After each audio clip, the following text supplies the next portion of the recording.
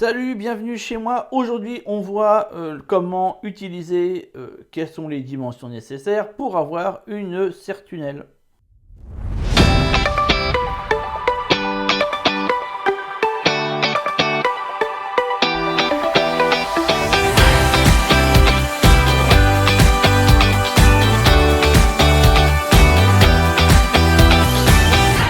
Comme tu le sais certainement, une serre-tunnel est comme un outil vachement intéressant au potager.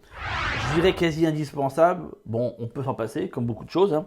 On peut se passer d'électricité, de voiture, d'internet, de vêtements, pourquoi pas. Il ne faut pas sortir en ville par contre, hein. Vite te rendre compte qu'il fallait pas. Mais voilà, et effectivement, on peut aussi se passer de serre. Ouais, aussi on peut. Mais bon, une fois qu'on en a eu entre les mains ou qu'on l'a utilisé, bah, on se rend compte que c'est quand même vachement utile. Donc aujourd'hui, je voulais te présenter un modèle de serre. Il y en a plein.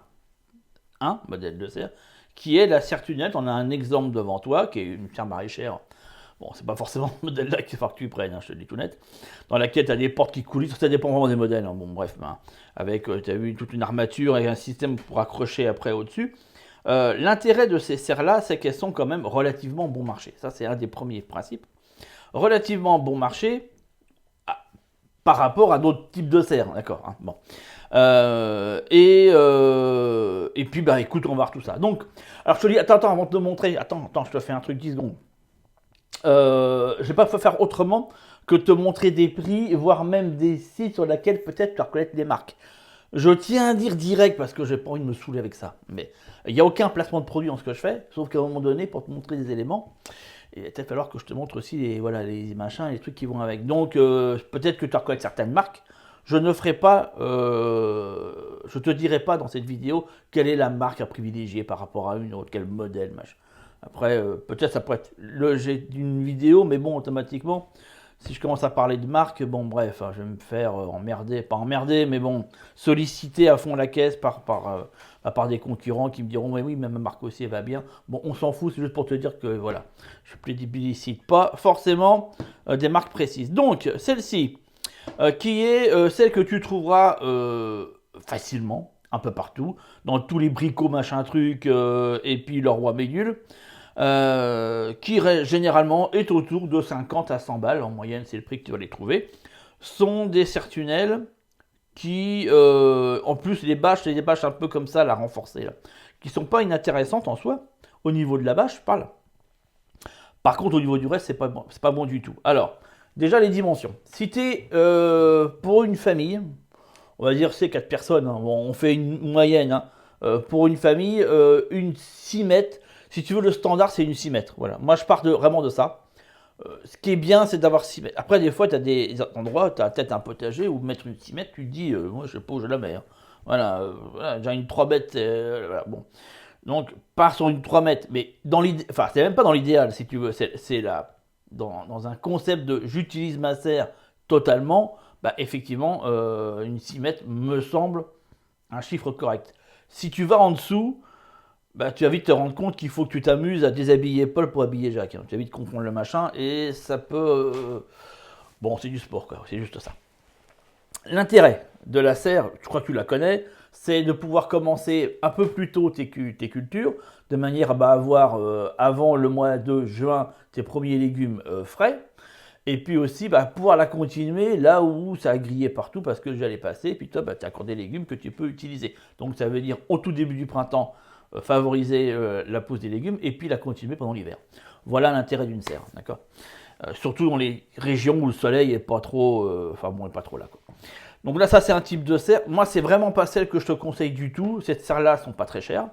Généralement, tu les trouves autour de 3 mètres de long. C'est à peu près les dimensions que tu vas trouver. L'inconvénient majeur, c'est que, en fait, c'est pas au niveau de la bâche qui est. Alors, quand je veux dire, la bâche, elle va, quoi. C'est pas trop. Bon, les fermetures éclair, c'est de la grosse merde. Hein. Bon, ça, je te dis tout net, tu vas les fermer 2 fois, ou la 3e fois, elles vont te rester dans les mains. Mais, et encore, c'est pas dramatique, parce que ça, tu peux arriver rapidement à bidouiller un truc pour que ça puisse quand même fermer, avec des pressions, des boutons, enfin, tu peux te démerder. Il n'y a pas besoin dans une serre d'avoir, et surtout pas, même, je dirais, d'avoir une étanchéité. Enfin, on n'est pas sur un aquarium, hein, d'accord. Surtout qu'il faut créer des ventilations. Là, l'objectif de cette vidéo, c'est pas de t'expliquer comment fonctionne une serre. Hein. Ça ferait l'objet d'une vidéo complète. Mais donc on ne cherche pas à créer une étanchéité, absolument pas. Donc c'est pas dramatique s'il y a un peu d'air qui passe. Et puis il faut, parce qu'à un moment donné, enfin, il y a un moment donné dans la saison, il faut l'ouvrir. Il y a une période où il faut l'ouvrir, il faut la fermer. Ça c'est pour l'aérer, créer des aérations, surtout si tu as des tomates en dessous. Voilà. Tu vas vite comprendre qu'il fallait ouvrir quand le milieu se sera installé. Qu'est-ce que je veux te dire? C'est surtout, tu vois, voilà, c'est surtout là, c'est au niveau des arceaux en fait. Les arceaux sont dans un métal généralement un peu cacahuète. Et puis c'est surtout, tu vois, les raccords, les petits T là que tu vois là. Tu vois, il y en a aussi ici, là. Puis tu en as souvent là pour mettre entre là et ici, tu as les T, ils sont en plastique. Ce qui fait que il suffit qu'il y ait une ou deux tempêtes, voilà, ou voire un vent assez violent pendant l'année, pour que tes machins ils pètent, hein, mais ça loupe pas. Et souvent ça pète aux intersections. Puis une fois que c'est pété, après, bon, bah, va retrouver les modèles, parce que souvent c'est des serres faits en Chine, donc enfin, bon voilà, les pièces détachées, c'est pas trop ça, quoi. Tu vois, comprends un peu l'histoire. Donc en gros, si tu veux, c'est des serres que tu payes pas très cher, tu vois, celle-là elle a 100 balles, mais tu vas l'utiliser, enfin elle va durer une saison, et peut-être deux, mais bon, au bout de la deuxième, tu la prends, tu la jettes, quoi, c'est fini. Enfin, c'est pas des serres durables, malheureusement. Elles sont très consommables, si tu veux, voilà, d'où le prix, en même temps, voilà, comme on dit, on n'a rien sans rien. Enfin bon, je t'ai juste, après tu fais ce que tu veux, hein, voilà, sache que voilà, elle durera un an, peut-être un an et demi, 2 ans, mais rarement plus, au bout de, voilà, après c'est à dégager, malheureusement c'est foutu. Je t'aimerais plutôt sur des serres de ce type-là, où comme tu le vois, d'office en train de te dire, ah merde, le prix, putain, c'est pas le même, ouais, qu'est-ce que tu veux. C'est la triste réalité de notre système. Effectivement, plus le prix, c'est pas valable pour tout, hein, mais là en l'occurrence pour ça, ça l'est. Effectivement, voilà, tu payes 4 fois le prix, mais c'est pas comparable. Donc on ne peut pas comparer deux produits qui n'ont rien à voir ensemble. Avec, tu vois, là une bâche à 180 grammes au mètre carré, et puis au niveau des arceaux, hein, on est réellement sur de l'acier galvanisé, avec des T en métal qui sont vissés, enfin. La serre, c'est du top, tu vois, voilà. Là, c'est une serre que tu vas durer, elle va durer 10, 15, 20 ans sans aucun problème. La bâche, non. La bâche, tous les 10 ans, en moyenne, tu la changes. Hein. C'est variable, mais bon, ça, à un moment donné, elle se perd de partout, donc c'est le moment, quand elle se fend de partout, c'est le moment où tu sais qu'il faut la changer, parce que c'est les UV, si tu veux, à force, ça les pète, malgré le fait que les bâches sont traitées anti-UV. Mais bon, il y a une limite aux choses, hein. Voilà, à un moment donné, il faut la changer.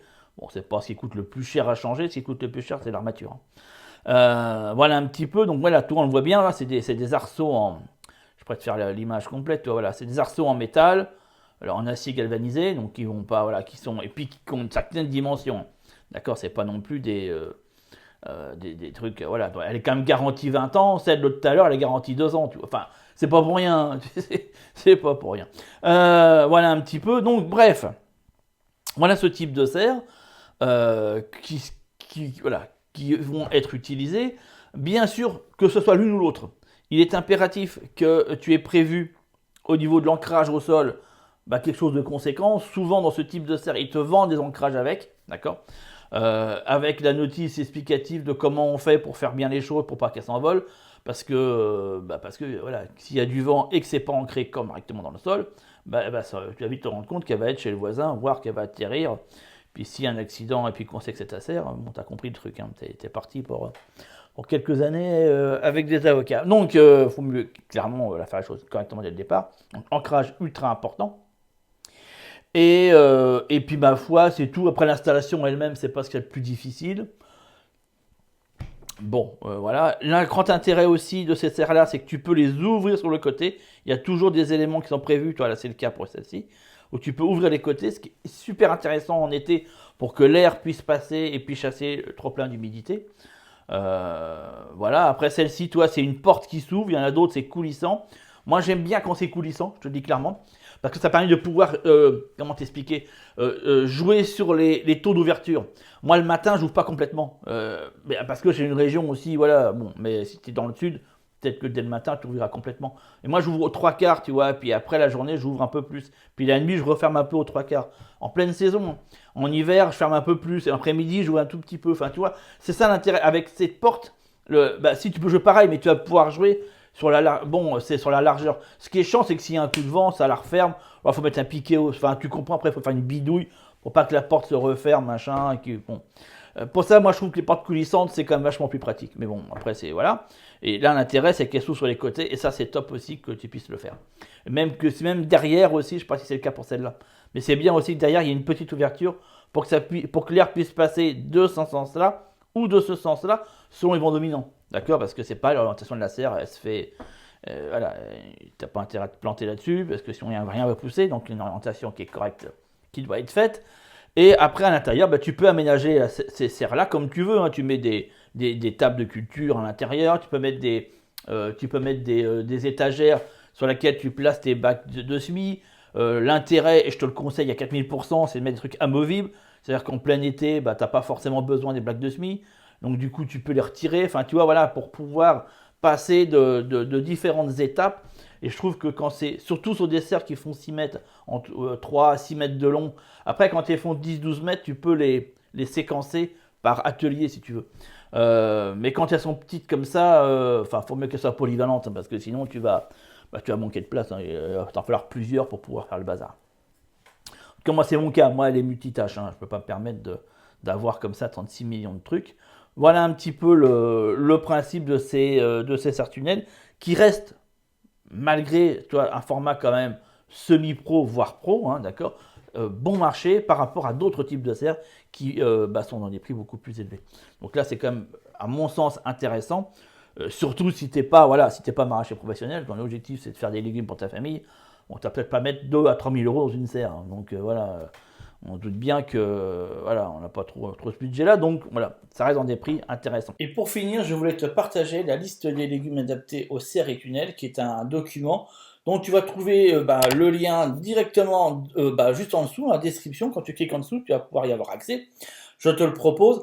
C'est un document qui est mis directement, dans dans l'espace privé, qui est réservé à tous ceux qui font partie de la liste privée, tout simplement parce que il y a des choses que je mets en public, puis des choses que je réserve à des personnes qui sont, j'ai envie de te dire, qui sont peut-être plus motivées. Enfin, ça dépend un petit peu dans quel cas de figure tu te situes. Mais voilà, si tu as envie de mettre des choses en place, si tu as envie vraiment de jardiner, de faire ton potager, etc., c'est vraiment la liste dans laquelle il faut être inscrit, parce que c'est là où je mets si tu veux, la suite en fait, si tu veux, voilà, tout simplement la suite logique. Donc cette liste, elle va être mise dedans. Dès que tu laisses ton email, automatiquement, tu as accès à ce document. Et puis tu vas recevoir dans les jours qui viennent après, inévitablement, d'autres choses, comme j'ai un document complet qui reprend quelles sont les quantités de légumes qu'on doit mettre au jardin par rapport au nombre de personnes. Tu vas recevoir aussi toute la liste des vidéos qui ne sont plus du tout sur YouTube et qui sont accessibles exclusivement à cette liste privée. Tu vas aussi recevoir une formation gratuite que je mets exclusivement là-dessus, et puis encore d'autres trucs, toutes mes promos, enfin tout.